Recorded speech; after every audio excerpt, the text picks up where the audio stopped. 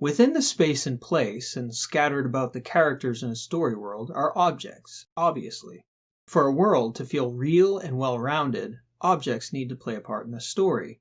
Sometimes they may play a vital role, like the One Ring to rule Middle-earth, or they may be a decorative detail to lend a touch of authenticity to the story world.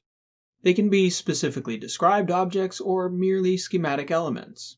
And just like in real life, there are so many objects they can't all be notable or worth mentioning. So what's worth mentioning?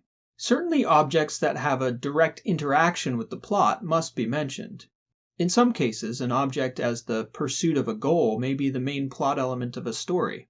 An excellent example is Sherman Alexie's short story, What You Pawn I Will Redeem, where the protagonist, Jackson Jackson, is a homeless Native American who comes across his grandmother's long-missing powwow regalia in a pawn shop in Seattle. When Jackson convinces the shop owner that the regalia rightly belongs to him, he agrees to hold the item for 24 hours instead of selling it. The rest of the story documents Jackson's quest to raise the money he needs to recover an object that's precious to him. In this case, the object is a critical part of the story. Can't leave that out. Here's how Jackson narrates it. "That's my grandmother's powwow regalia in your window," I said. "Somebody stole it from her 50 years ago, and my family has been searching for it ever since." The pawnbroker looked at me like I was a liar. I understood. Pawnshops are filled with liars. "I'm not lying," I said. "Ask my friends here. They'll tell you." "He's the most honest Indian I know," Rose of Sharon said.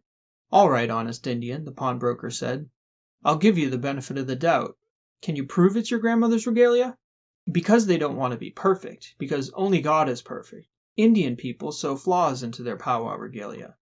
My family always sewed one yellow bead somewhere on our regalia, but we always hid it so that you had to search really hard to find it. "If it really is my grandmother's," I said, "there will be one yellow bead hidden somewhere on it." "All right then," the pawnbroker said. "Let's take a look." He pulled the regalia out of the window, laid it down on the glass counter, and we searched for that yellow bead, and found it hidden beneath the armpit. "There it is," the pawnbroker said. He didn't sound surprised. "You were right. This is your grandmother's regalia." Between this scene and a previous reference to Jackson's grandmother dancing in it, the regalia offers the reader the opportunity to schematically build this important object, using their impression of what it might look like.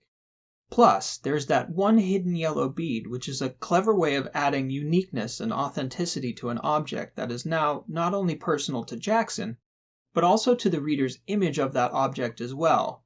Jackson's quest to possess this object consumes the remainder of the narrative, even if the reader may struggle to connect Jackson's actions to his main goal. They might not always seem to directly overlap and may very well contradict, but the clock is always ticking down to the end of the day and the question of whether Jackson can recover what is rightfully his. Of course, an object doesn't necessarily need to be the point of a story to impact the plot. Objects, as Jackson's grandmother's regalia shows, can be imbued with meaning, sentimental, symbolic, or otherwise.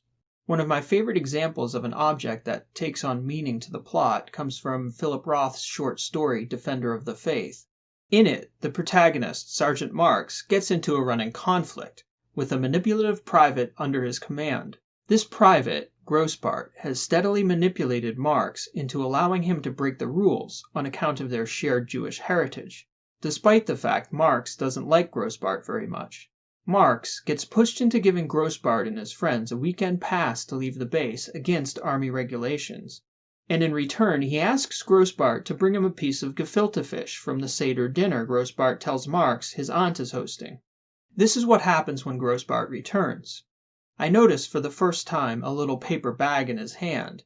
"Grossbart," I smiled, "my gift?" "Oh yes, Sergeant, here, from all of us." He handed me the bag. "It's egg roll." "Egg roll?" I accepted the bag and felt a damp grease spot on the bottom. I opened it, sure that Grossbart was joking. "We thought you'd probably like it. You know, Chinese egg roll. We thought you'd probably have a taste for—" "Your aunt served egg roll?" "She wasn't home." "Grossbart, she invited you. You told me she invited you and your friends." "I know," he said. "I just reread the letter. Next week." I got out of bed and walked to the window. "Grossbart," I said, but I was not calling to him. "Grossbart, get out!" Get out and stay the hell away from me, because if I see you, I'll make your life miserable. You understand that?" "Yes."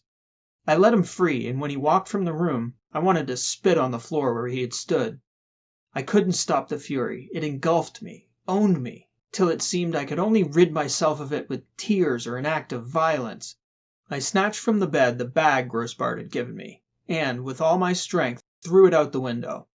And the next morning, as the men policed the area around the barracks, I heard a great cry go up from one of the trainees who had been anticipating only his morning handful of cigarette butts and candy wrappers. "Egg roll!" he shouted. "Holy Christ! Chinese goddamn egg roll!" Though it may be apocryphal, Freud is often credited with stating something along the lines of, "Sometimes a cigar is just a cigar." But just as often in psychoanalysis as in story analysis, objects have multiple meanings. And this egg roll is not just an egg roll. It becomes the symbol of Grossbart's casual relationship with the truth and his disregard for others. He cons Marx into giving him special treatment, and he offers a token of appreciation that instead comes to symbolize his deceit. That this object comes in a greasy paper bag is doubly poetic. The egg roll is physical proof that Grossbart doesn't respect Marx enough to be honest with him, and thus it gets chucked out the window to serious though comic effect. Even further, some objects by virtue of their function become symbolic in deeper ways. In Karen Russell's short story, St. Lucy's Home for Girls Raised by Wolves, shoes take on a symbolic role of enculturation. Claudette, the character narrator, emphasizes this point by mentioning shoes, hers and others, as the girls' enculturation at the school progresses. I remember how disorienting it was to look down and see 2 square-toed shoes instead of my own 4 feet. "Keep your mouth shut," I repeated during our walking drills, staring straight ahead. "Keep your shoes on your feet. Mouth shut, shoes on feet. Don't chew on your new penny loafers." The narrator's emphasis on the importance of shoes in this early passage makes the ensuing reference to her older sister's shoes take on more symbolic meaning. Jeanette spiffed her penny loafers until her very shoes seemed to gloat. Linguists have since traced the colloquial origins of goody two-shoes back to our facilities. The need to wear shoes contrasts with the character's earlier wild state, which progresses from wolf-like to bipedalism to proper posture, and even to an emphasis on correctly performing dance moves toward the end of their stay at this strange little academy. The shoes possess deeper meaning, symbolizing the way culture constrains both behavior and feet. Mouth shut, Ro. Shoes on feet. Don't eat your penny loafers. And sometimes a shoe is just a shoe. There are times when an object in the story world impacts neither the plot nor any other deeper meaning for that matter. Sometimes an object is simply mentioned to cue the reader to form an image of an object in its environment. The placement of seemingly irrelevant objects offers readers a detail that lends a touch of authenticity to the story world. Narrative theorists call an object of this type a reality effect. I go into the kitchen and find our mother washing fruit. She asks what's going on. I tell her nothing is. Nothing at all. She sighs over an apple's imperfection. The curtains sport blue teapots. Our mother works the apple with a scrub brush. She believes they come coated with poison. The narrator in this scene spends far more time mentioning the apple, but that object is part of what's going on in the story. The narrator here is a child, and he's lying about something, and his mother, preoccupied by the fruit, is going to allow him to get away with it. This interaction is symbolic of the nature of their relationship. Symbolic of nothing, though, are the curtains with blue teapots. They don't tell the reader anything about the family except that they have curtains with blue teapots on them. Perhaps that may say something superficial about the family, but it's definitely a stretch to infer any deeper meaning here. This is a reality effect, an object placed by the narrator to lend a sense of authenticity to the scene. It is verisimilitude in object form. It's just there to give the reader a sense that this is a real kitchen, complete with curtains that have blue teapots on them, very domesticated. The right strategically placed reality effect can help to make a story world seem immersive and true to the reader. The discussion of objects and their relative symbolic value is more appropriate to the discussion of subtext than story world. We'll get to this shortly. Here, I'll say a quick final word about how objects are described, because as we can see from the examples mentioned above, Descriptions can be as vague and entirely schematic as the blue teapots on the curtains, or intricately detailed as in this description of the roof of a dreamy little rural cabin in Melville's The Piazza.